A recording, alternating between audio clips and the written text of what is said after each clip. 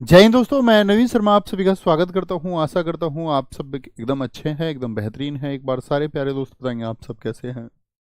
उम्मीद करेंगे अच्छे होंगे, शानदार होंगे। समीर, विकास, लवली, रोहित, रामानंद, पुरुषोत्तम, मकसूद, अंशु सिंह, श्रीकांत, निखिल, मुस्कान, विप्लव, आशीष, विशाल, शुभम, आदेश, राजू, रेशमा, संजय, अंकित, रूबी, अमर, सारे प्यारे साथियों का बहुत सारा स्वागत है। और हम लोग पढ़ रहे थे आपका किसको, शुरू कर चुके थे भैया हम स्पोर्ट्स को। तो आप सब लोगों को पीडीएफ तो इसकी मिल चुकी होगी, है ना।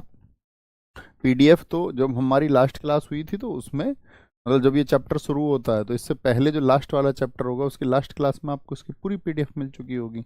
और अभी बीच में छुट्टी भी रही है, सैटरडे संडे, तो आपने अच्छे से नोट्स भी बनाए होंगे, थोड़ा थोड़ा करके बनाते रहा करो, है ना।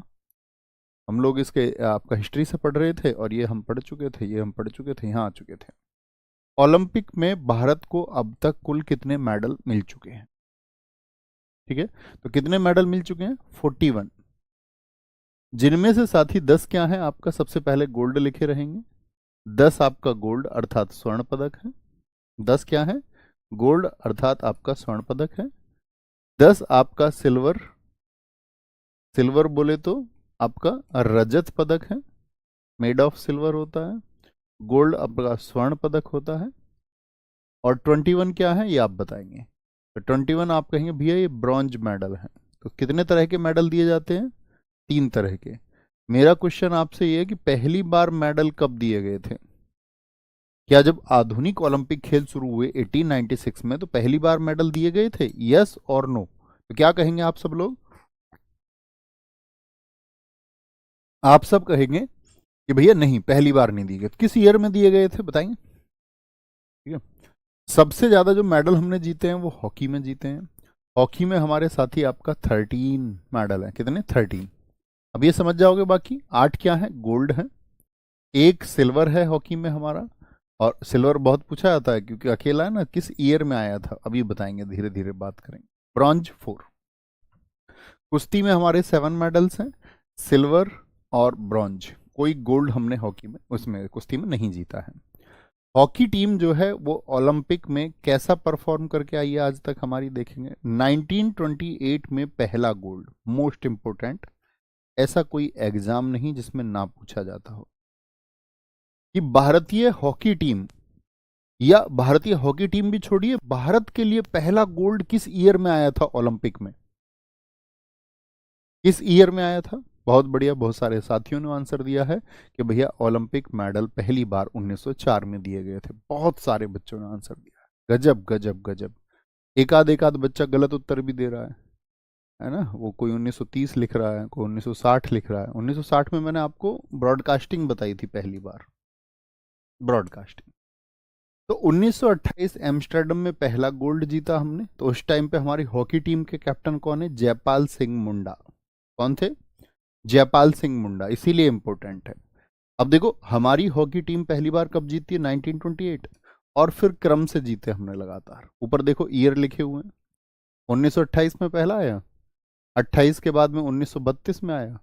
कल मैंने आपको बताया 1936 में ओलंपिक खेल हुए थे क्या? आप कहेंगे नहीं भैया, वो तो सेकेंड वर्ल्ड वॉर की वजह से क्या हो गए थे, 1936 के हुए थे। हाँ, 1936 के तो हुए, लेकिन 1940 और 44 के क्या हो गए थे? 1940 और 1944 के क्या हो गए थे? सेकेंड वर्ल्ड वॉर की वजह से कैंसिल हो गए थे। इसके तुरंत बाद में भारत आज़ाद हुआ 1947 में, 1948 में अगले हुए। फिर अगले 4 साल बाद 1952, फिर 1956। मतलब भारत की हॉकी टीम ने रुकने का नाम नहीं लिया। लेकिन पहली बार जो हमें रोक लगी गोल्ड जीतने में वो 1960 में लगी, 1960 में। देखना जरा ध्यान से। तो यहाँ पे एक गोल्ड हो गया, 2, 3, 4, 5, 6। लेकिन 1960 में हम जीते या नहीं जीते? यहाँ पे पाकिस्तान जीत गया था। कौन जीत गया था यहाँ पे? पाकिस्तान। और यहीं पे आया भारत का सिल्वर। ठीक है, फिर 1964 में हमने जीता, जी भैया। फिर 1980 में हमने जीता, जी भैया। और 1980 में ये हमारा हॉकी में लास्ट गोल्ड था।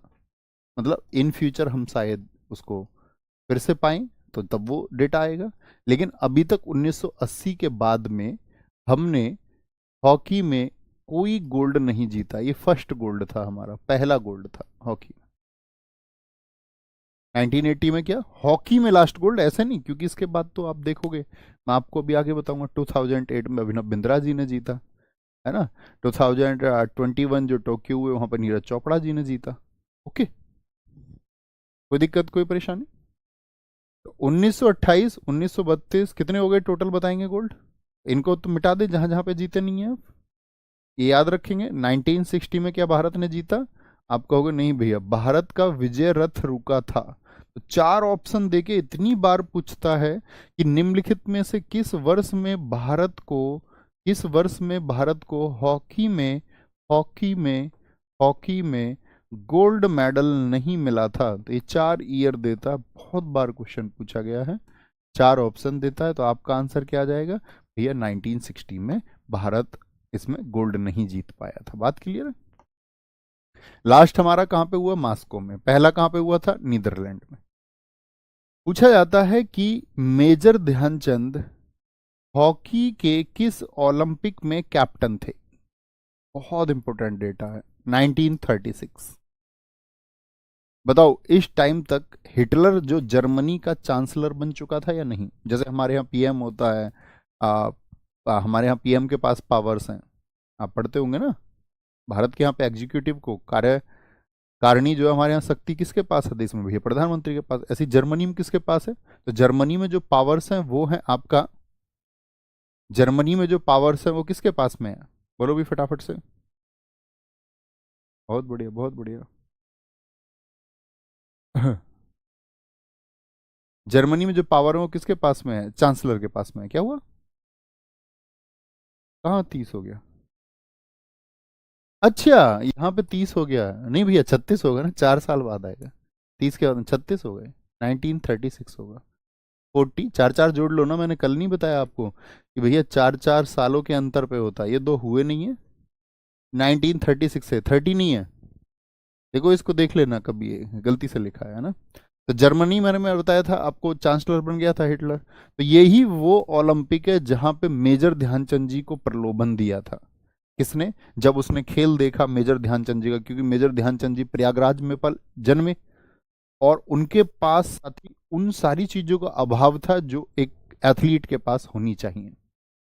कहते कि रेलवे की पटरियों पर उन्होंने तैयारी की, और उस बात का वो प्रतीक है मेजर ध्यानचंद जी, कि आपके पास जो अभाव है ना आगे बढ़ने के लिए, अगर वो नहीं है तो ऐसा नहीं है कि आप तरक्की नहीं कर सकते हैं। ठीक है, प्रतिशतता कम होती है, लेकिन प्रतिशतता जब वो कम होने के बावजूद कोई व्यक्ति मेहनत करता है तो बड़े रिजल्ट्स लेके आता है। तो हिटलर ने देखा इनका गेम, इनके भाई भी थे रूप सिंह, मेजर ध्यानचंद जी के भाई का क्या नाम है? रूप सिंह। वो भी ओलंपिक में जब हॉकी टीम थी तब खेलते थे, वो भी इन्हीं की तरह एक बड़े आपका हॉकी के प्लेयर थे। उनके नाम पे रूप सिंह क्रिकेट स्टेडियम भी है, आपने देखा होगा एमपी में या पढ़ा होगा। तो भाई साहब हुआ क्या कि ये तो एक मैच में 8 8 10 10 गोल करते थे। तो इनके लिए मैच बीच में से क्या हो गया आपका, शिकायतें होती थी बहुत ज़्यादा कि भैया इनकी तो कुछ आपका हॉकी की स्टिक में कुछ लगा हुआ है। तो इनकी हॉकी स्टिक की भी जांच हुई। एक बार बड़ा कमाल हुआ कि आपका मेजर ध्यानचंद मैच खेल रहे थे, तो हाफ टाइम तक मेजर ध्यानचंद से कोई गोल नहीं हुआ। समझना आप, बड़े कमाल बात है। तो मेजर ध्यानचंद से उनके खिलाड़ियों ने पूछा कि ध्यानचंद आज क्या हुआ, आज गोल क्यों नहीं कर पा रहे हो? तो उन्होंने कहा भाई मैदान में गड़बड़ है, इसके मेजरमेंट में गड़बड़ है मैदान के में, और ये फुली मेजर्ड नहीं है। तो उन्होंने शिकायत कर दी बीच में कि भाई मैदान की माप करो। आप समझना, प्रैक्टिस जो चीज़ होती है। तो उन्होंने जब शिकायत की तो सबने बोला यार कैसी बात कर रहे हो तुम, ओलंपिक में मैदान ठीक नहीं है। तो उस मैदान की मेजरमेंट हुई, तो उसके जो मेजरमेंट्स थे वो 6 to 8 इंचेस कम या ज़्यादा थे, और उसकी वजह से उनकी जो सेट थी, मतलब उन्होंने डायमेंशंस पे प्रैक्टिस की थी। कहते हैं ना कि स्टूडेंट को प्रैक्टिस करनी चाहिए, इतनी खतरनाक प्रैक्टिस होनी चाहिए कि वो इधर उधर सब जानता हो। तो मतलब बड़ा लोगों को उस टाइम पे एक आश्चर्य हुआ कि यार बड़ी कमाल बात है, इतनी खतरनाक प्रैक्टिस।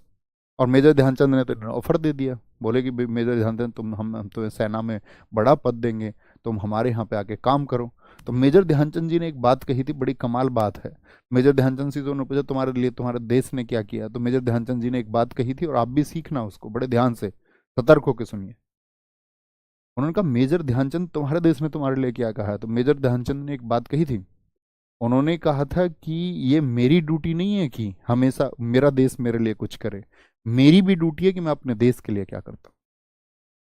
मतलब इससे बड़ा स्टेटमेंट देशभक्ति के लिए कुछ हो नहीं सकता, कि हम सबकी ड्यूटी है। हम दरअसल में क्या होते हैं, देश के ऊपर बहुत सारी शिकायतें कर रहे होते हैं, लेकिन हम अपनी ड्यूटीज को भूल जाते हैं कई बार, कि हमारी ड्यूटीज क्या है। तो हमें अपनी ड्यूटीज पहले रखनी होंगी। बहुत बढ़िया भैया, रूप सिंह स्टेडियम ग्वालियर में है, वो क्रिकेट का स्टेडियम है, हाँ जी। वहां पे सचिन तेंदुलकर जी ने 200 रन बनाए थे, 200, 200। किशन लाल क्यों में इंपॉर्टेंट है भैया, ये क्यों हमने लिखे? देखो हम 1947 में आजाद हुए, किससे आजाद हुए थे हम बताएं? तो आप कहोगे भैया हम ब्रिटेन से आजाद हुए, और यूके में ही क्या है, लंदन है। तो लंदन से यहीं पे हमारा फाइनल भी इनसे, और लंदन में ही जाके हमने अंग्रेजों को हराया।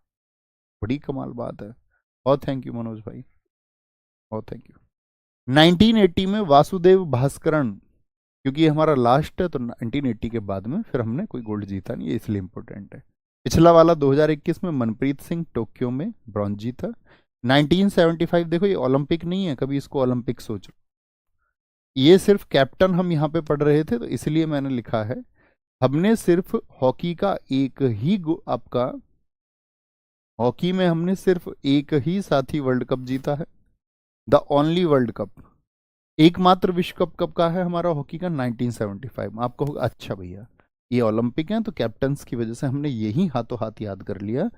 कि देखो मैं आपको बताऊं, हॉकी के जो ओलंपिक तो अलग बात रही, हॉकी के जो वर्ल्ड कप थे वो 1971 में शुरू हुए थे। 1971 में हम थर्ड पोजीशन पे आए थे, 1973 में हुआ था फिर से, तो हम सेकंड पोजीशन पे आए थे। 1975 में जब हॉकी का वर्ल्ड कप हुआ तो हम फर्स्ट पोजीशन पे आए थे, ठीक है, और हमने यहाँ पे पाकिस्तान को हराया था। तो ये इसलिए इंपॉर्टेंट है, इसको कहीं किनारे पे लिख लेना छोटका सा, है ना, इंपॉर्टेंट करके, ठीक है। आगे आएंगे, नेक्स्ट। कोई दिक्कत, कोई परेशानी, बोलेंगे मैं।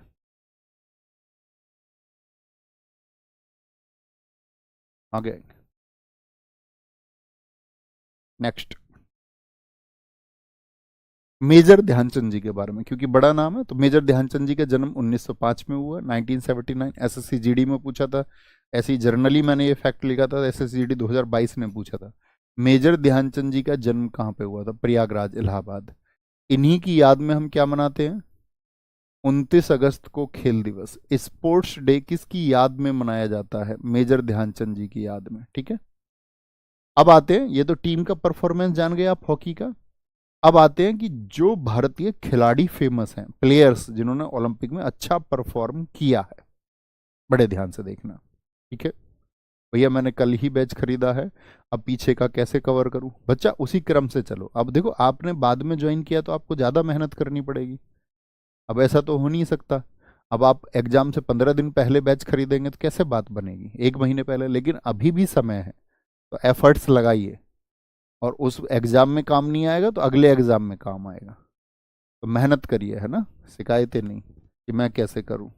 अब ऐसे हर बच्चा पूछेगा तो ये तो आपको जर्नल सेंस होना चाहिए, इतना कॉमन सेंस रखना चाहिए कि ज़्यादा मेहनत, आप बाद में दौड़ोगे और जो पहले से दौड़ रहे हैं, ठीक है ना, समझ रहे हो, वो कॉमन सेंस की बात है। एकल व्यक्तिगत स्पर्धा में, एकल मतलब व्यक्ति जब अकेला खेले, जैसे हॉकी खेल रही है तो हॉकी में कितने खिलाड़ी होते हैं टोटल, भैया 11 खिलाड़ी होते हैं, तो वो एक टीम है। तो एकल व्यक्तिगत स्पर्धा में, यानी first gold in singles event, Abhinav Bindra ji, ये अकेले ऐसे व्यक्ति बने जिन्होंने गोल्ड दिलाया। 2008 बीजिंग में, बड़ा पूछा जाता है। इनकी बुक मैंने आपको बताई थी, जरा आंसर कर दें फटाफट से। कौन सा स्पोर्ट्स खेलते हैं, 10 मीटर एयर राइफल। अच्छा भैया ऐसा क्वेश्चन भी पूछ सकता है क्या एग्जाम में, कि अभिनव बिंद्रा जी ने किस आपका प्रतिस्पर्धा में जीता था, 10 मीटर, 15 मीटर, 20 मीटर, 25 मीटर? हाँ जी, मैं आज ही जब क्वेश्चंस का चुनाव कर रहा था तो मैंने देखा 2004 में राज्यवर्धन सिंह राठौड़ ने किस प्रतिस्पर्धा में मेडल जीता था। तो ऑप्शन थे 10 मीटर, 15 मीटर, और आपका एक था डबल ट्रैप। इतना अच्छा क्वेश्चन मुझे लगा कि मैंने तो आज के 3 बजे के प्रैक्टिस सेट में भी उसको ले लिया। ऐसे बन जाते हैं क्वेश्चन। जैसे रिसेंट में मनु भाकर जी जीती हैं तो उनसे क्वेश्चन बन जाएगा कि मनु भाकर ने कौन से इवेंट में जीता। ये शॉर्ट एट हिस्ट्री इनकी बुक है। एकल प्रतियोगिता में सबसे पहले पदक, ये क्या है, स्वर्ण है। अब बात करें सिर्फ मेडल की, तो वो थे आपके कुश्ती में, नीचे फोटो आप देख सकते हैं, केडी जाधव, केदार जाधव जी थे। इन्होंने हेलसिंकी ओलंपिक हुए थे 1952 में, और एकल प्रतियोगिता में कौन सा मेडल जीता था, भारत के लिए ब्रॉन्ज जीता था। हॉकी का तो रिकॉर्ड हमारा अलग हो गया, 1928 में वहां पे गोल्ड आया, किस तरह से हमने जीते वो भी जाना। अब बात करते हैं अकेले के दम पे किसी ने गोल्ड जीता है नहीं जीता, जी हाँ, अभिनव बिंद्रा। अच्छा भैया पहला मेडल कब आया था इंडिया का, अगर हॉकी टीम की बात अलग हटा दें तो आप कहोगे एकल अकेले के दम पे केडी जाधव जी ने 1952 के हेलसिंकी ओलंपिक में जीता था। कौन सा स्पोर्ट्स खेलते थे, कुश्ती, ठीक है।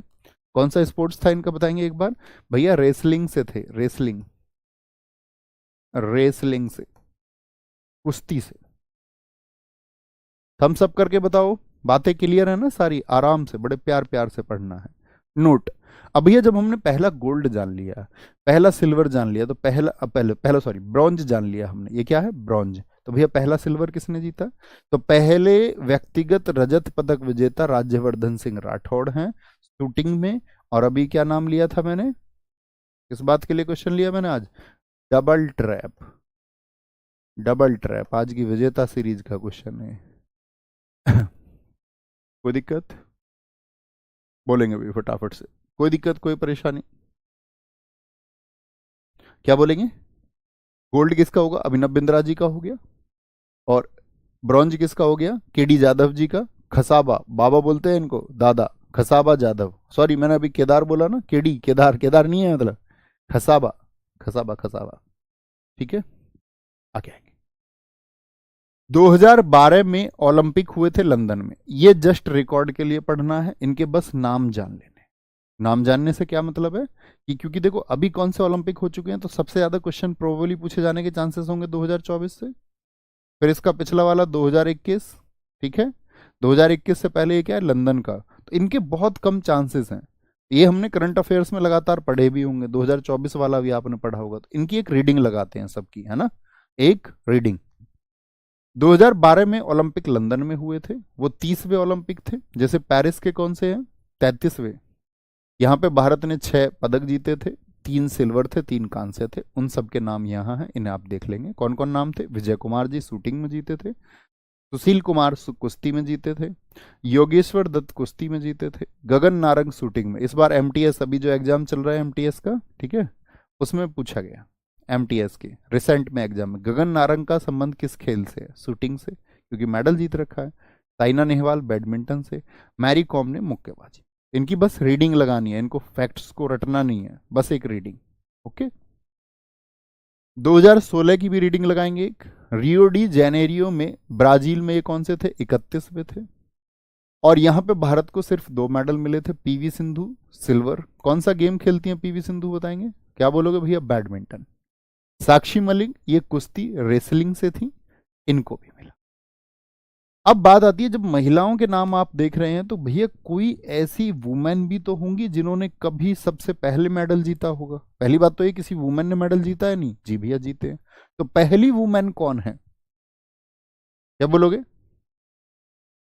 बोलेंगे भी फटाफट से, क्या बोलेंगे आपका भैया। आपका डबल ट्रैप से क्या मतलब होता है, डबल ट्रैप मतलब प्रतिस्पर्धा, उसमें बच्चा पार्ट होते हैं, जैसे 10 मीटर हम पढ़ रहे हैं, ऐसे ही डबल ट्रैप होता है आपका। ऐसे ही फिर आपका 15 होता है, 50 मीटर भी होता है ना, वो उसके टाइप है। सर आपकी स्टैटिक जीके की बुक आएगी नहीं, अभी नहीं बच्चा, मैंने आपसे कहा था ना अभी उसको मत खरीदना, अभी उसको मत खरीदना, अभी तो वो मार्केट में तो मिल जाएगी आपको, है ना।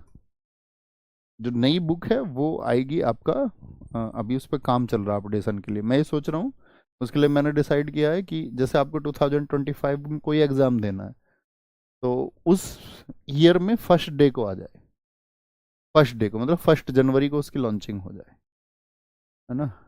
बाकी तो आपके पास ये डेटा है ही, नहीं भी काम चलाना है तो चलेगा, बिल्कुल चलेगा, कोई दिक्कत। पहली भारतीय महिला कर्णम मल्लेश्वरी हैं, ये फैक्ट बहुत ज्यादा पूछा जाता है। और कब जीता था भैया इन्होंने? सबसे पहली बात तो इनका संबंध रेसलिंग से है, और सन 2000 में जब सिडनी सिडनी में ओलंपिक हुए थे, सिडनी यानी कि ऑस्ट्रेलिया में जब ओलंपिक हुए तब इनका मेडल आया। इससे है, रेसलिंग से है। और 2000 में सिडनी ओलंपिक में कौन सा मेडल जीता था? कांस्य पदक जीता था। स्वतंत्र भारत यानी जब भारत आजाद हो गया था, जैसे 1947 में भारत आजाद हुआ, तो पहली महिला एथलीट कौन थी? नीलिमा घोष थी। ये बस एक नाम याद रखना है। आप कहोगे भैया वो तो पूर्णिमा बनर्जी भी हमने पढ़ी थी 1920। तो बच्चों 1920 में भारत आजाद थोड़ी ना था, भारत तो आजाद हुआ 1947 में। लेकिन नीलिमा घोष जी का कोई मेडल नहीं आया है, नीलिमा घोष जी का कोई मेडल नहीं। तो क्या बोलेंगे? कर्णम मल्लेश्वरी। किससे? रेसलिंग से थी। टोक्यो ओलंपिक की एक रीडिंग लगाएंगे, ये ज्यादातर लोगों को पता होगा। ये 32वें ओलंपिक थे, 32वें थे। ठीक है, अब इनसे ही क्वेश्चन नहीं आएंगे, इतने एथलीट थे, इतनी टीम थी। 23 जुलाई 2021 से 8 अगस्त। अब मैं आपसे पूछूं ये कितने दिन हो गए, जरा ये बताओ। यहां से एक डेटा क्लियर होता है कि ओलंपिक कितने दिनों तक होते हैं लगभग। 23 जुलाई से 8 अगस्त तक कितने दिन बनेंगे? फटाफट से कौन बच्चा सबसे पहले बताएगा? देखना एक गिनती भी नहीं होने की बहुत सारे लोगों पे तो। बोलो भाई। बोली इसके लिए टोक्यो, मैंने आपको ये बताया, तो बहुत सारे देश बोली लगाते हैं, लेकिन क्या सबको मिलता है? ऐसे समझो जैसे टेंडर दिया जाता है। लेकिन बोली में कामयाब कौन हुआ? टोक्यो। टोक्यो में साथी मसालधारी उस जो होता है आपका, जो टॉर्च लेके चलता है, वो उसी कंट्री का होता है। यानी कि टोक्यो में ओलंपिक हो रहे हैं, तो जो टॉर्च बियरर होगा वो कहाँ का होगा? टोक्यो। जापान में, तो जापान का। तो जापान की नायोमी ओसाका उस टाइम पे रही थी। रीडिंग लगाओ इसकी बढ़िया से एक। उद्घाटन नारोहितो ने किया। नए खेल इसमें स्केटबोर्ड, सर्फिंग, स्पोर्ट्स क्लाइंबिंग और कराटे जुड़े थे। जब 2020 में सबसे ज्यादा पदक यहाँ पे 7 मेडल जीते थे अकेले एमा मैकॉन ने। एमा मैकॉन ने माइकल फेल्प्स का रिकॉर्ड तोड़ा या नहीं तोड़ा? बताना जरा। देखो अब तुम बताओ, तुम्हारे कितने बच्चों पे तुम पे गिनती नहीं आती? 3 ऑप्शन मैं देख रहा हूं यहाँ पे लगातार, 15, 16 और 17। 15, 16 और 17 बोलेंगे भैया। नीलिमा घोष कौन सा खेल वो साथी हर्डल, बाधा दौड़ होती है ना, जिसमें आपने देखा ऊंची ऊंची वो लगी रहती है, कूद के भागना होता है, तो नीलिमा घोष हर्डल रेस थे। पूछा नहीं जाएगा कभी। तुम्हारा क्या करूं मैं बताओ? गिनती नहीं कर पा रहे हो बहुत सारे बच्चे। इतनी जल्दी क्यों करनी है? आराम से काउंट कर लो, तुक्का क्यों लगाना है? जुलाई कितने का होता है ये बताओ फटाफट से। आप कहोगे जुलाई 31 का होता है। 23 से काउंट करना था तो 22 काउंट नहीं करने हैं, तो 9 तो वो बच गए आपका। सीधी सी बात है। अब उंगलियों पे थोड़ी गिनना है, इतने बड़े हो गए तो उंगलियों पे गिनोगे इसको। 9 वो बच गए और 8 तक चले आपका। अभी भी गलत करोगे।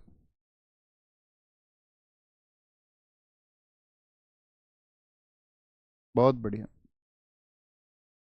चलो जोड़ लेना आराम से, लिख लिख के, छोटे बच्चे की तरह। भारतीय ध्वजवाहक कौन थे? मनप्रीत सिंह और मैरी कॉम थी। ठीक है, कौन थे भारतीय ध्वजवाहक? तब की बात है, अब नहीं पूछा जाएगा। उस टाइम पे मुझे बताओ 2021 में भारत की रैंक कितनी थी? सिर्फ ये डेटा याद रखना है। 2021 में यानी पिछले वाले में अमेरिका 39 गोल्ड के साथ फर्स्ट पे था, और भारत की रैंक कितनी थी? 48। फटाफट से बताओ 2024 में भारत की रैंक कितनी है? पेरिस ओलंपिक में भारत की रैंक कितनी है? भारत के कुल पदक उस टाइम पे 7 आए थे। मीराबाई चानू जीती थी, ये बस हम हिस्ट्री पढ़ रहे हैं पुरानी। ठीक है, रवि दहिया कुश्ती में जीते थे, पीवी सिंधु बैडमिंटन में जीती थी। तो पीवी सिंधु तो भैया इससे पिछला भी जीती थी। अभी आपने हमको बताया था पीवी सिंधु जो है वो आपका 2016 में भी जीती, साक्षी मलिक के साथ में। 2 ही मेडल हमारे आए 2016 में। ओहो, तो इसका मतलब ये इनका भैया दूसरा मेडल था। जी हाँ, तो सिंधु लगातार 2 ओलंपिक खेलों में पदक जीतने वाली पहली भारतीय महिला बनी। तो क्या बोलेंगे? इन कॉन्जिक्यूटिवली इन 2 ओलंपिक गेम्स। कॉन्जिक्यूटिवली मतलब लगातार 2 ओलंपिक खेलों में। भाई 2016 में इनका आ गया, 2020 में इनका आ गया। 20 वाले याद रख लेना, कोरोना की वजह से 20 में ना होके कब हुए थे? 21 में, 2021 में, 2021 में वो हुए। तो ये कौन बनी? ये पहली भारतीय महिला बनी, यानी इनसे पहले कोई ऐसी फीमेल एथलीट नहीं थी जिसने 2 मेडल जीते हो, ये पहली बनी है। अब तो आपको पता है 2024 में तो कौन बनी है ऐसी, मनु भाकर भी बनी है भाई, उनके भी कितने मेडल हो गए हैं, 2। यस और नो, यस और नो बोलेंगे। बहुत अच्छे, बहुत अच्छा आंसर आता हुआ बच्चों का। भैया ओलंपिक में भारत की इस बार पेरिस में 71वीं रैंक है, 71वीं। बहुत शाबाश, बहुत शाबाश। अब बेटा एक बात सोचना, आप में से जिसको इसका आंसर नहीं पता है तो आपकी चीज़ों को जानने में रुचि कम है। कुछ बच्चे 80 आंसर कर रहे हैं, कुछ आपका ज़्यादातर तो 71 लिख रहे हैं, है ना। बहुत बढ़िया। इससे पहले सिर्फ पहलवान सुशील कुमार थे जिन्होंने भारत के लिए 2 पर्सनल गोल्ड, व्यक्तिगत का मतलब होता है अकेले, not as a team, as individual, अकेले के दम पर जीतने का गौरव हासिल किया था। इनके भी 2008 और 2012 में 2 मेडल आए थे। तो क्या बताएंगे, पीवी सिंधु से पहले कौन 2 व्यक्ति हैं, पीवी सिंधु से पहले कौन वो व्यक्ति हैं जिन्होंने 2 मेडल जीत रखे हैं लगातार। तो 2008 आपका एथेंस, नहीं 2004 के तहत, 2008 मतलब बीजिंग, और 2012 लंदन। ये किसने जीते, सुशील कुमार ने। और पीवी सिंधु ने 2016 और 2020। समझ रहे हो, पहले 2008 में हुआ, 2008-12 सुशील कुमार 2 लगातार मेडल, 2012 के बाद कब होगा, 2016 2020 पीवी सिंधु 2 लगातार medal. Okay boss. Lovlina Borgohain जीती थी, बजरंग पूनिया जीते थे, आपका हॉकी टीम मनप्रीत सिंह जीती थी। और मैंने आपको बताया था, जरा बताना लास्ट गोल्ड हमारा कब आया था हॉकी में, 1980। और 1980 के बाद में हमको मेडल ही नहीं मिला। तो 41 साल बाद यानी कि 2021 में जब आपका ओलंपिक हुए तो कितने गैप हो गया बताओ, 41 ईयर्स का भैया। और 41 ईयर्स के बाद में हमको हॉकी में कोई हमको मेडल मिला। ये तो बात रही थी हमारी। नीरज चोपड़ा जी तब आपका गोल्ड जीते थे, 87.58 मीटर भाला फेंक के। इन्हीं की मेमोरी में हमने 7 अगस्त को भाला फेंक दिवस को मनाना शुरू किया। जैवलिन थ्रो बोलते, भाला फेंकना मतलब समझते हो, जैवलिन थ्रो। अब तो पूरा देश जानता है इनको, ठीक है। नहीं तो इनसे पहले तो जैवलिन थ्रो नाम का गेम भी होता है, बहुत कम बच्चे जानते थे, है ऐसा या नहीं है। तो ये तो हुई पुरानी बातें जिनसे क्वेश्चन आने के चांसेस बहुत कम है। अब सबसे ज्यादा क्वेश्चन आने के चांसेस होंगे पेरिस ओलंपिक 2024 से। इसको बहुत ध्यान से पढ़ना। अच्छा, करंट अफेयर्स में किसने किसने पेरिस ओलंपिक को बहुत बढ़िया से कर रखा है, बताओ जरा। भैया मैं ओलंपिक का कोई भी फैक्ट बता दूंगा। कौन से ओलंपिक थे, 33वें ओलंपिक थे। जो आपने अब तक पढ़ा हो डेटा और आज वाले डेटा को पढ़ना, आप कहोगे भैया ये हुई ना बात। चले, पेरिस ओलंपिक 26 जुलाई से 11 अगस्त तक हुए दोस्त। आप कहोगे भैया इस बार हुए हैं 16 दिन। कितने दिन हुए हैं, 16 दिन। कितने दिन होता है, तो एसएससी ने तो क्वेश्चन पूछा ओलंपिक खेलों की जो अवधि होती है वो कितनी होती है, और उसने ऑप्शन दिए थे जैसे 23 दिन, 16 दिन, 29 दिन, 33 दिन। बहुत बढ़िया, आनंद मेरे भाई, तुम्हारी बात पढ़ के आनंद आ गया। 26 जुलाई से 11 अगस्त 2024 के मध्य पेरिस किसकी राजधानी है, फ्रांस की, में 33वें ग्रीष्मकालीन ओलंपिक। अब देखो ग्रीष्मकालीन मतलब जो गर्मियों में होते हैं, और जो सर्दियों में होते हैं उनको भी अभी आगे पढ़ेंगे, वो विंटर ओलंपिक होते हैं। विंटर ओलंपिक होते हैं। ये हुई ना बात, देखो हमारी और बच्चों की बैट लग गई है यहाँ पे। भैया मैं क्वेश्चन बता दूंगा कोई भी, सर मेडल भारत में ज्यादा क्यों नहीं है, चीन में ज्यादा है। बेटा पिछली क्लास में आंसर दिया मैंने इसी बात का। बुद्धू रोज नहीं सुनते हो। बहुत बढ़िया, पुष्पेंद्र जी हमेशा बहुत खुश रहे। नोट, अब देखो पेरिस ओलंपिक कब से शुरू हुआ था, 26 से। लेकिन कुछ ऐसे स्पोर्ट्स थे इसमें जो लंबे चलते हैं, हैंडबॉल, फुटबॉल और रग्बी, 3/24 से ही शुरू हो गए थे। तो मैं आपसे कभी भी क्वेश्चन बोलूंगा ऐसा कौन सा स्पोर्ट्स, आप अपने साथियों से पूछना, क्या ना बता ऐसा कौन सा स्पोर्ट्स है जैसे 26 तारीख को आपका ओलंपिक शुरू हुए थे उससे 2 दिन पहले शुरू हो गया था। रग्बी, हैंडबॉल और फुटबॉल, ठीक है।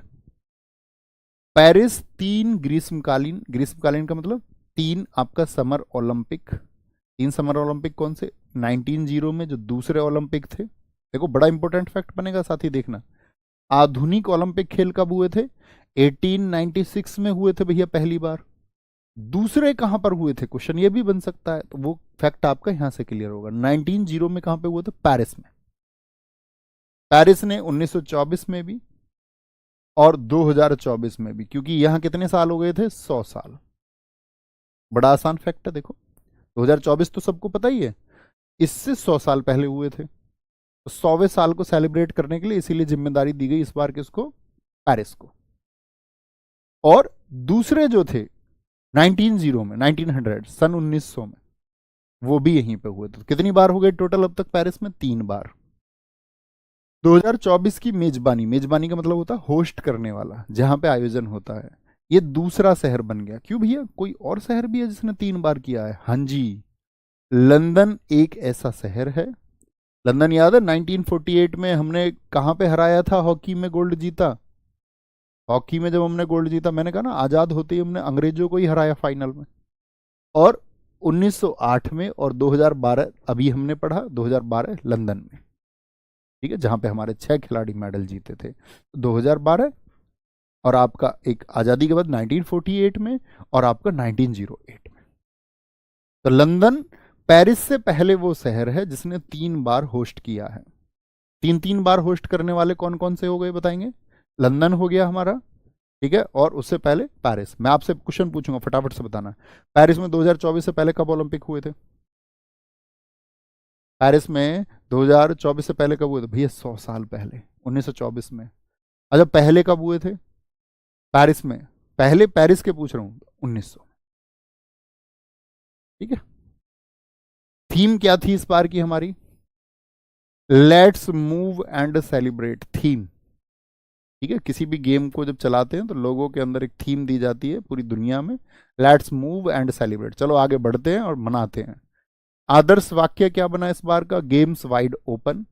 और शुभंकर सबसे ज्यादा पूछा जाता है, द, क्या बोलेंगे? फ्रीज। क्या बोलते हैं इसको? The freeze. फ्रीज के नाम से भी जाना गया है इसको। क्या बोलेंगे? फ्रीज के नाम से। अभी फ्रीज क्या है? दरअसल में कहाँ पे हो रहे थे ये गेम्स? तो आप कहोगे भैया ये गेम्स हुए हमारे सारे के सारे कहाँ पे? फ्रांस में, पेरिस में। तो फ्रांस में एक क्रांति हुई थी। आप जब पॉलिटी को पढ़ते होंगे तो पॉलिटी में आप एक बात पढ़ते होंगे कि हमारे यहाँ पे जो समानता और बंधुत्व की बात है, उसको हमने कहाँ से लिया है?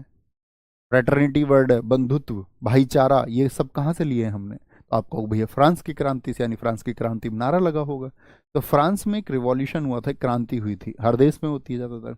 तो फ्रेंच रिवॉल्यूशन जो था 1789 से 1799, 1789 से लेके 1799 तक था। तो वहां पर ये उस समानता को बढ़ाने के लिए अब इनको मौका मिला, तो इन्होंने यहाँ पे फ्रेंच रिवॉल्यूशन के ये जो साइन थे उस टाइम के, फ्रीज को दिखाया गया है, फ्रीज। ठीक है, फ्रीज दो हैं। पेरिस ओलंपिक में 206 देश के राष्ट्रीय ओलंपिक समिति, हर देश की मतलब राष्ट्रीय ओलंपिक समिति, और आईओसू, आईओसी मतलब इंटरनेशनल ओलंपिक कमेटी, शरणार्थी ओलंपिक टीम ने भाग लिया। राष्ट्रीय ओलंपिक समिति समझ गए, मैंने आपको बताया था हर देश की अपनी एक ओलंपिक कमेटी होती है। जैसे भारत की ओलंपिक समिति की अगर हम बात करते हैं, तो भारत की ओलंपिक समिति कब स्थापित हुई? तो आप कहेंगे 1927 में, 1927 में। और 1927 में आपका, मुझे बताओ कौन अध्यक्ष बने थे? तो आप कहोगे भैया टाटा साहब को बनाया गया था। ओके। पेरिस ओलंपिक में 10,500 प्लस खिलाड़ी।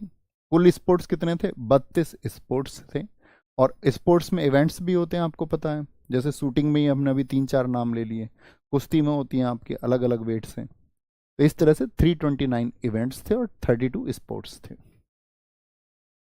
इस बार 4 खेल, ब्रेकिंग अर्थात break dance, sports climbing, skateboarding. Skateboarding समझते हो? वो जो सड़क पे देखे होंगे तुमने, स्केटिंग जानते हो ना, जो छोटे छोटे पहिए लेके उस पर सड़क पर तेज भागते रहते हैं, एक दो पहिए जूते पहन लेते हैं, स्केट्स बोलते हैं इनको।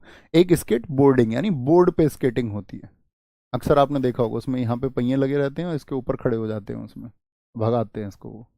और आपका सफिंग नहीं, सर्फिंग को शामिल किया गया, जिसमें ब्रेकिंग यानी ब्रेक डांस ने ओलंपिक में अपनी शुरुआत की, पहली बार ऐड किया गया है। उद्घाटन समारोह ओलंपिक इतिहास में पहली बार किसी नदी में। आप वीडियो देखना इसकी सेरेमनी का वीडियो। तो कहाँ पे है सेरेमनी का वीडियो? आप कहोगे भैया कहाँ पे है आपका? पेरिस में, नदी में, बोट्स में, याच जो आपका वहां पे सिप है उनको नदी में उतारा गया और उनमें बड़ी अच्छी सेरेमनी हुई। तो किसी नदी, सी नदी में, आज तक कभी नदी में इसका आपका इसको क्या बोलेंगे आपका सेरेमनी नहीं हुई थी, पहली बार हुई है। अंतरराष्ट्रीय ओलंपिक समिति के अध्यक्ष कौन है? थॉमस बाक है। थॉमस बाक है। 11 वर्ष और 11 महीने के स्केट बोर्डर अभी बताया मैंने, स्केट बोर्डिंग, ठीक है, स्केट बोर्डिंग को करने वाला झिंग, एक नाम याद रख लेना, झिंग जो चाइना का था, भाग लेने वाला सबसे कम उम्र का ओलंपियन है। तो इस बार के पैरिस ओलंपिक में सबसे कम उम्र का पार्टिसिपेंट कौन था? झिंग। स्केट बोर्डिंग खेलता है, कितने का है? सिर्फ 11 वर्ष का।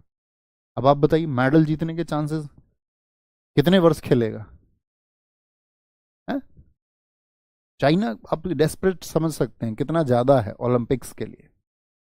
हमारे यहाँ 11 साल के बच्चे क्या कह रहे होंगे? ना के बराबर तो खिलाएंगे, बोले पढ़ेगा सरकारी नौकरी लगेगा तभी जिंदगी बनेगी, नहीं तो फिर जीवन में बर्बाद हो जाएगा और कुछ हो नहीं सकता फिर। ठीक है,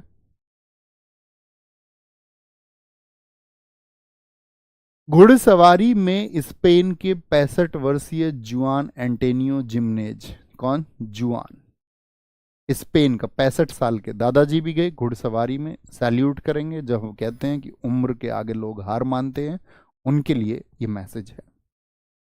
उद्घाटन समारोह में भारत की तरफ से पीवी सिंधु और शरत कमल थे। उद्घाटन का मतलब जब ओपनिंग सेरेमनी हुई, लेकिन जब समापन हुआ, समापन समारोह में हमेशा मौका उसको मिलता है जिन्होंने देश का नाम ऊंचा किया। तो यहाँ पे मनु भाकर और PR श्रीजेश को मौका मिला। मतलब जो ओपनिंग हुई गेम्स की, ओपनिंग में कौन थे आपका? पीवी सिंधु और शरत कमल, ठीक है, 26 जुलाई को। और जब समापन हुआ आपका तो कौन थे आपका? तो आप बोलेंगे मनु भाकर और PR श्रीजेश। उद्घाटन समारोह में सेरेमनी में भारत कॉल सीट पर 84वें, यानी कि कॉल सीट मतलब जिस देश में आयोजन होता पहले उसकी टीम इस तरह से, तो भारत कौन से पे था? 84th पे, 84 पे। और जब वो आपका क्या बोलेंगे समापन हुआ तो 85वें पे। तो ओपनिंग सेरेमनी पे तो 84 पे थे हम, और क्लोजिंग में कितने पे थे? 85 पे। Abhinav Bindra Paris Olympic 2024 relay में भारत की तरफ से टॉर्च बियरर रहे, ठीक है। और इंटरनेशनल ओलंपिक कमेटी ने इनको ओलंपिक ऑर्डर पुरस्कार भी दिया। ये बहुत इंपॉर्टेंट क्वेश्चन बनेगा आपके लिए कि पहली बात तो अभिनव बिंद्रा जी को ओलंपिक ऑर्डर, मतलब ओलंपिक इंटरनेशनल ओलंपिक कमेटी जो है वो अपनी रेस्पेक्ट दिखाती है इसको ऑर्डर को देके, ठीक है। तो इंटरनेशनल ओलंपिक ऑर्डर जो दिया गया आपका, वो किसको दिया गया? तो आप बोलोगे भैया इसको बोलते हैं रिजर्व्ड ओलंपिक ऑर्डर, अभिनव बिंद्रा जी को, क्योंकि इनसे पहले किसको मिला ये बताएं इंडिया में। अब पता चलेगा आपने पेरिस ओलंपिक को पढ़ा है या नहीं, देख के तो बता देते बेटा। इनसे पहले किसको मिला था ओलंपिक ऑर्डर, बताओ।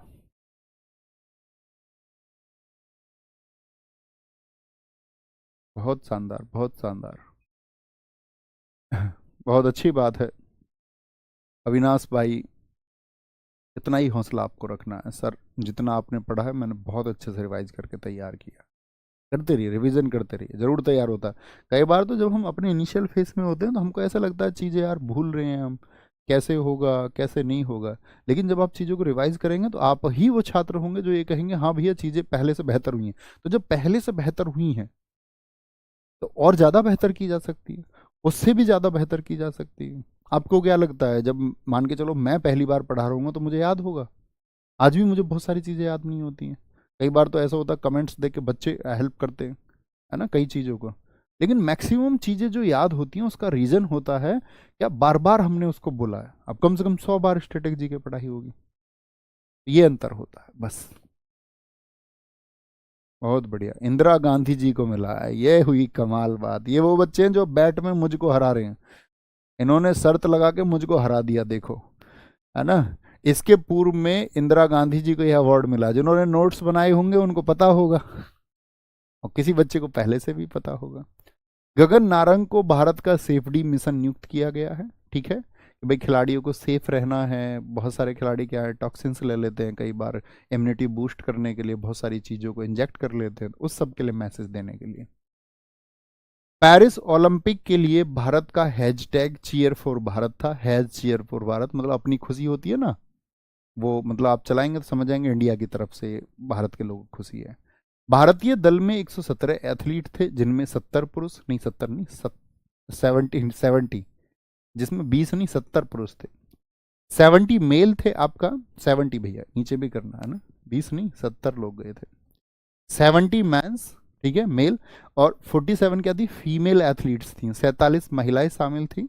भारत ने 65 टोटल साथी भाग लिया आपका 65 स्पर्धाओं में। जो 329 इवेंट है उनमें से कितने में था इंडिया, 65 में, और 16 खेलों में भाग लिया, टोटल 32। यानी अभी ये तो आप समझिए, अभी तो हम सारे स्पोर्ट्स में भी भाग नहीं लेते हैं, अभी तो हम सारी इवेंट्स में भी भाग नहीं लेते हैं। ठीक है, कोई दिक्कत, कोई परेशानी इतनी बात में। अब आते हैं यहाँ पे पेरिस ओलंपिक में पदक विजेता भारतीय खिलाड़ी कौन रहे, तो जानते होंगे नीरज चोपड़ा जी, क्या मिला, सिल्वर। इस बार गोल्ड हमको मिला या नहीं। भाला फेंक यानी कि जैवलिन थ्रो में मनु भाकर शूटिंग में रही। महिलाओं की 10 मीटर एयर पिस्टल में क्या मिला, ब्रॉन्ज। मनु भाकर सरबजोत सिंह जी के साथ में मिक्स्ड टीम में 10 मीटर एयर पिस्टल में ही क्या जीता, ब्रॉन्ज। तपलिन कुसाले जो महाराष्ट्र से थे, इन्होंने 50 मीटर राइफल में थर्ड पोजीशनिंग आई इनकी, यानी थर्ड पोजीशनिंग पर भी ब्रॉन्ज मिलता है। हॉकी टीम ने ब्रॉन्ज जीता। और अमन सहरावत, इन्होंने कुश्ती में 57 केजी में ब्रॉन्ज जीता, अमन सहरावत। और सबसे इंपॉर्टेंट बात क्या है, अमन सहरावत सबसे कम उम्र के ओलंपियन बन गए हैं। ठीक है, सबसे ज्यादा क्या बोलेंगे, सबसे कम उम्र के ओलंपियन बन गए। भैया भारत रत्न पॉलिटिशियन को ही क्यों दिया जाता है, तुम पॉलिटिशियन को वोट ही क्यों देते हो, देते हैं ना वोट, चुनते हैं उनको, शक्ति उनके पास में। अपने लोगों को भैया ज्यादा देंगे। इस देश में जिन लोगों ने क्रांतिकारी बदलाव किए हैं, सही मायने में बदलाव किए हैं, उनको ना के बराबर इस देश में सम्मान मिलता है, उनको ना के बराबर सम्मान मिलता है। सम्मान मिलता है किनको, नेताजी लोगों को। ठीक है, देश ही ऐसा, देश का कल्चर ही ऐसा बनाया गया है, कोई आएगा जो बदलेगा इस कल्चर को। मनु भाकर ने 2024 ओलंपिक में भारत के लिए पहला पदक जीता। इस बार कितने मेडल आए हमारे, बताएंगे भैया जी, टोटल 6 मेडल आए। इन 6 में सबसे पहले मनु भाकर ने पहला मेडल दिलाया हमको, और अमन सहरावत सबसे युवा बने। मनु भाकर ओलंपिक निशानेबाजी में पदक जीतने वाली पहली, क्या बोलोगे, निशानेबाजी में पहली। भाई इनसे पहले पीवी सिंधु जीत चुकी हैं, साक्षी मलिक जीत चुकी हैं, इनसे पहले तो भैया अगर हम बात करें आपका, हमारी बॉक्सर मैरी कॉम जीत चुकी हैं, और भी मेडल इनसे पहले आ चुके हैं। लेकिन निशानेबाजी में इनसे पहले किसी ने था, तो क्या पूछेगा आपसे, शूटिंग में फर्स्ट मेडल लाने वाली फीमेल कौन है, तो आपका आंसर आएगा मनु भाकर है। कौन सी कैटेगरी में है, 10 मीटर आपका शूटिंग में। साथ ही स्वतंत्र भारत में ओलंपिक के एक ही एडिशन में 2 पदक जीतने वाली पहली भारतीय। देखो अभी मैंने आपको बताया था पीवी सिंधु ने 2 मेडल जीते, लेकिन क्या एक ही ओलंपिक में जीते थे, यस और नो, यस और नो। तो आप कहेंगे भैया 2008 2008 और 2012 सुशील कुमार ने जीते थे, और सुशील कुमार जी ने जीते अलग अलग में जीते, 2016 और 2020 2020। क्या बोलेंगे, ये किसने जीते थे बताएंगे एक बार। तो आप कहोगे भैया पीवी सिंधु, लेकिन क्या एक ही ओलंपिक में, आप कहेंगे नहीं। आप कहोगे भैया ये 2 मेडल एकमात्र ओलंपिक में मनु भाकर जी ने जीते हैं। ठीक है, दिक्कत। भारत के ओलंपिक इतिहास में 2 कुश्ती जीतने वाले खिलाड़ी नीरज चोपड़ा रहे। सुशील कुमार जी ने जीता, नीरज चोपड़ा जी 2020 में गोल्ड जीता था, इस बार सिल्वर जीता। पीवी सिंधु भैया जीत चुकी हैं 2 बार, और अब मनु भाकर चौथी इंडियन हो गई हैं, चौथी इंडियन। लेकिन एक ही ओलंपिक में 2 मेडल आने वाली पहली है। इन सब ने अलग अलग में जीता, जैसे नीरज चोपड़ा 2016 2020, पीवी सिंधु क्या 2016 2020, इनका क्या सॉरी 2016 2020 2024 रहा नीरज चोपड़ा जी का, 2020 2024। पीवी सिंधु बताओ भाई 2016 2020, सुशील कुमार 2008 2012, है ना, एक क्रम से चल रहे हैं, ऐसे समझिए जैसे एक सीरीज बन गई हो, देखना 2008 12 इनका कब आया था? 2016 और 20। इनका कब आया? 2020 और 24। और मनु भाकर 1 में ही, 2024 में। अमन सहरावत भारत के सबसे युवा ओलंपिक पदक विजेता बने हैं। नीरज चोपड़ा ने पेरिस ओलंपिक में पुरुषों की भाला फेंक स्पर्धा में दूसरे प्रयास में, इस बार इन्होंने कितना भाला फेंका? 89.45 मीटर का सर्वश्रेष्ठ थ्रो हासिल करते हुए कौन सा सिल्वर मेडल। गोल्ड किसने जीता था? पाकिस्तान के। आपने देखा था उनके खिलाड़ी के संघर्ष को, कितना गरीबी स्थिति में थे वो। नीरज चोपड़ा जी ने उनकी मदद की थी, उन्होंने इंटरव्यू में कहा था अपने में कि भाला दिलवाया था इन्होंने उनको, तो बड़ा सम्मान दिया था उनको पाकिस्तान में भी। क्योंकि ऐसे हालात होते हैं ना कि भाई, जैसे लोग कहते हैं, अब हिंदुस्तान में एक प्रचलन हो गया, जैसे हिंदू मुसलमान जो अशिक्षित हैं, तो उनके बीच में जो अशिक्षित लोग हैं, नेता लोग, वो क्या प्रचार प्रसार करते हैं हिंदू मुस्लिमों को बांटने के लिए? बोले मुसलमान बड़े कट्टर होते हैं। यही बात मुसलमानों में चलती है कि हिंदू बहुत कट्टर होते हैं। जब आप हिंदू हैं तो आप उनके बारे में ऐसा व्यू सुनते आए हैं लोगों से, और जब आप मुस्लिम हैं तो हिंदुओं से ऐसा व्यू सुनते आए हैं। लेकिन ये सब बातें किन के लिए होती हैं? ये सब बातें होती हैं साथ ही उनके लिए जो सच में कट्टरवाद का प्रतीक है, जिन्होंने वो मैसेज दिए हैं जनता को। लेकिन सही मायने में क्या होता है? जो सच्चा हिंदू होता है वो कभी, या जो सनातन सभ्यता है वो कभी लोगों को बांटने की बात नहीं करती, वो तो लोगों को जोड़ने की बात करती है।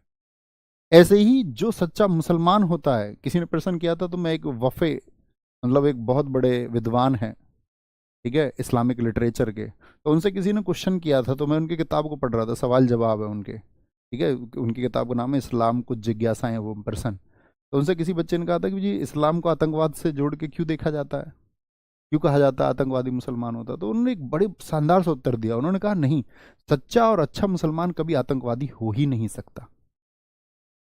ठीक है, तो अब बचे हुए कौन लोग, मतलब सच्चे हिंदू और सच्चे मुसलमान, बाकी कौन है? वो ब्रेन वॉश्ड लोग हैं, जिनका कोई भी प्रयोग कर लेता, जो अपने मस्तिष्क का खुद प्रयोग नहीं करते। भाई आप समझिए, आप इंटेलिजेंट हुए, आप एक विद्वान व्यक्ति हैं, विद्वान होने की तरफ हैं। अब ऐसे आके थोड़ी तो आपको कुछ भी कोई बहका लेगा। अगर किसी ने आपको बहका लिया तो फिर आपकी खुद की एजुकेशन, खुद की समझ, खुद की सहज बुद्धि, उस इंट्यूशन का कोई अर्थ बचा नहीं। इसीलिए कभी बहकना नहीं है, चीजों के बारे में क्या करना है? विचार करना है। जब आप विचार करेंगे तो कोई भी आपको नहीं बहका सकता है। जब आप विचार करें बगैर किसी की बात पर, अड़ी हुई बात पर, जिसको मैं कहता था, मैंने आपको एक सिद्धांत बताया था, किसका बताएंगे? ये हमारे दिमाग में चीजें सेट की जाती हैं बचपन से ही। और करते कौन लोग सेट हैं दिमाग में हमारे? जिन्होंने पिछली पीढ़ी से सीखा, और उनके दिमाग में किसने? उससे पिछली सीढ़ी ने। ऐसे होता है। तो नीरज चोपड़ा जी इस बार रजत पदक जीते, तो खेल भावना के लिए देखिए पाकिस्तान के लिए कितना प्रेम मिला, देश की तरफ से प्रेम मिला, नहीं मिला? तो हिंदुस्तान प्रेम करना जानता है, ठीक है। अब लेकिन मान के चलो पाकिस्तान से कोई उधर से पता चलता फायरिंग हुई है, तो हमारा देश प्यार थोड़ी ना देगा इस बात पे कि भाई आओ इनसे प्यार कर लेते हैं, इन्होंने गोली चलाई है।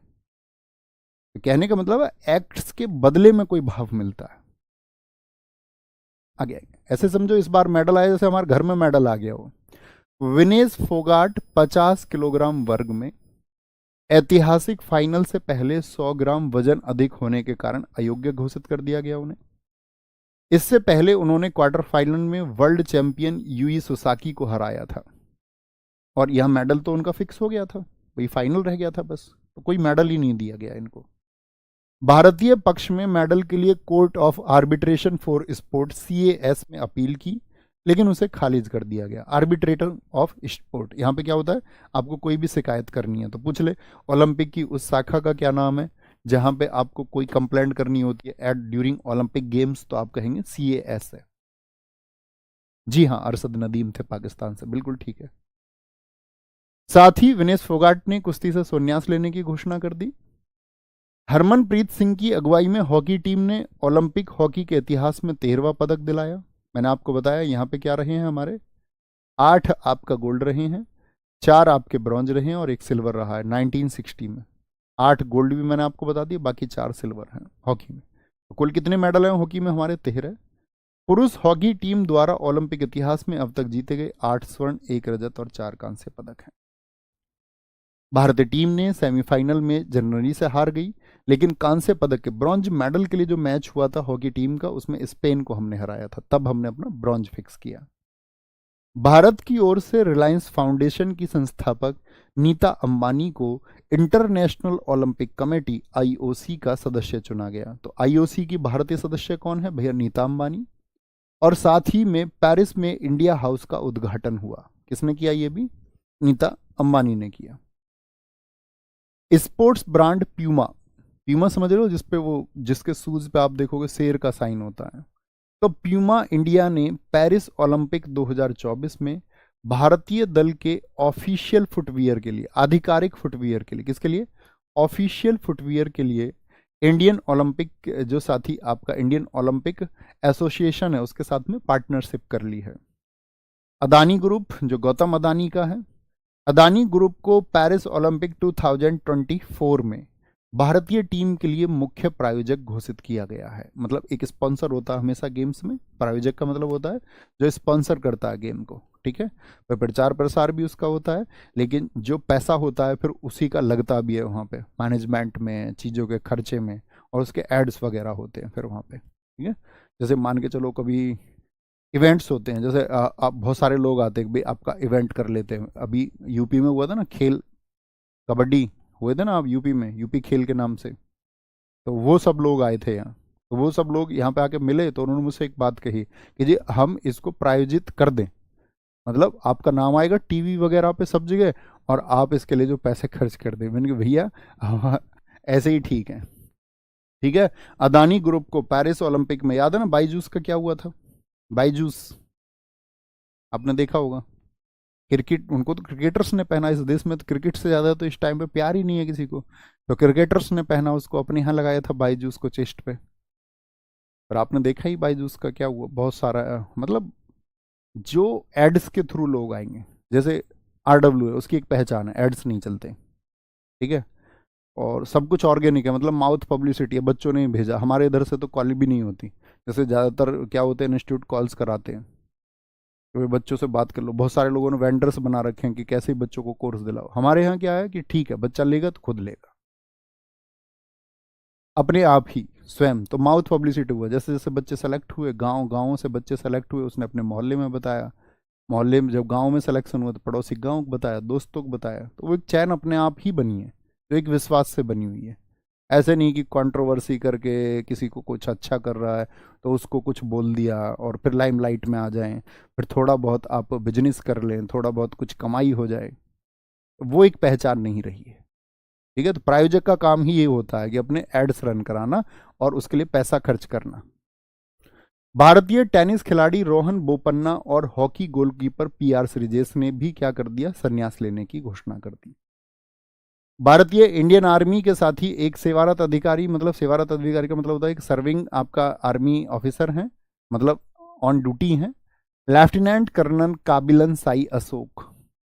ये क्या भैया, ये भी ओलंपिक में खेलने गए थे? नहीं, पेरिस ओलंपिक 2024 में भारत की ओर से मुक्केबाजी में सबसे युवा ओलंपिक रेफरी बन गए हैं। किसमें भैया? बॉक्सिंग में। रेफरी समझ रहे हो ना, जो देखता है गेम्स को ध्यान से, दोनों खिलाड़ी परफॉर्म कर रहे हैं, अभी रुकना है, अभी रोकना है, कितने पॉइंट्स हो गए, उस सब पे ध्यान रखता है ना। सबसे युवा ओलंपिक रेफरी बन गए, किसमें? बॉक्सिंग की वजह से, बॉक्सिंग।